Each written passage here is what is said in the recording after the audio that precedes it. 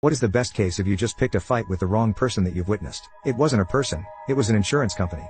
My son was given a car for his birthday. We bought it. It was a nice little car that had been wrecked and was repaired and had a salvage title. That meant that a previous insurance carrier had totaled it following the wreck, and it had been repaired and state certified to be safe.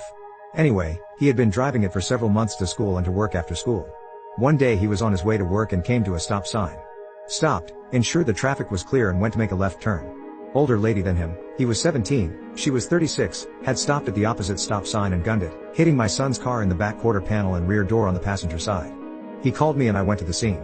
The accident was on a state highway, inside city limits.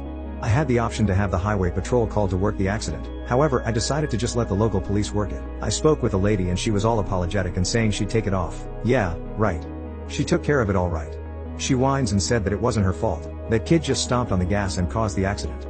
They took her word for it. Even though you could tell from my son's damage that she caused the accident. So the next day, my son is home in bed sick. I've medicated him and he's sleeping. The phone rings, it's the insurance adjuster from her insurance. Absolutely demands to speak with my son. I tell him no, that my son is sick, has been medicated and it's sleeping, and that I won't wake him. Adjuster didn't like that and was insistent. Well, he woke Mama Bear. I told him that my son was 17, still a minor, and that he, the adjuster, would wait until I said that my son could talk with him. Then I hung up. Good days go by. Another phone call from someone else in that company. Says that my son was assigned 50% blame, no fault stayed here, because he turned into a 4-lane road and didn't stay in the closest lane. I laughed and asked what town did your adjuster go to? My town has 0 4-lane roads, only part of the highway with a center turn lane that ends 2 blocks before the intersection where the accident happened. They wouldn't budge, so I said fine whatever, just cut me a check. BTW, they wouldn't pay for a rental since my son wasn't 21, and wouldn't get one for me so I could let my son have my car, since I wasn't in the accident. We only had liability insurance on my son's car as it was so expensive, so they couldn't do anything. So I took pictures and sent them to the insurance adjuster and asked him to show me where the 4 lanes were. He tried to say the wide shoulder was a lane. Yeah. No. Get another call, they'll cut a check for less than half what we paid for the car, since it had a previous salvage title. Even with the salvage title, this care was with 4 times what they offered and twice what I paid. I only wanted them to pay what I had bought the car for. They refused, so I told them I'd let my attorney handle it from there on out.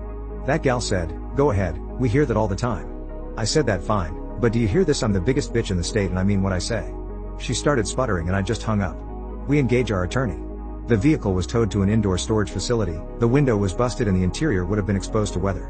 In the meantime, my son graduated high school and joined the army.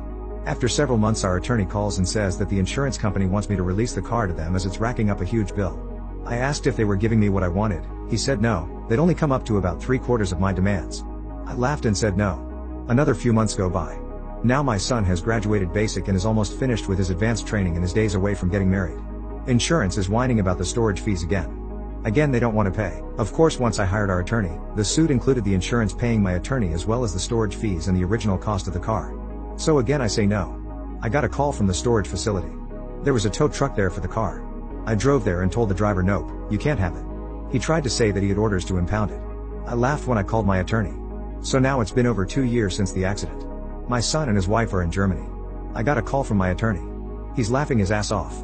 Said he had a check for me, $500 more than I asked for and all storage fees and his fees as well.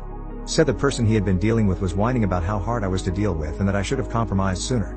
Attorney told him that had I been given what I asked for at the get-go, it would have been a hell of a lot cheaper. Was told that since hardly anyone actually engages an attorney, it's the risk they take, and since their attorneys were on staff, they didn't cost anything extra. So because they wouldn't pay out a measly $5,400, it finally cost them almost $30,000. I kept the extra $500 and sent the $5,400 to my son. So it might not have hurt the insurance company to shell out that $30,000, but to me it was the principle. They thought because he was 17 that they could take advantage of him. They didn't count on me.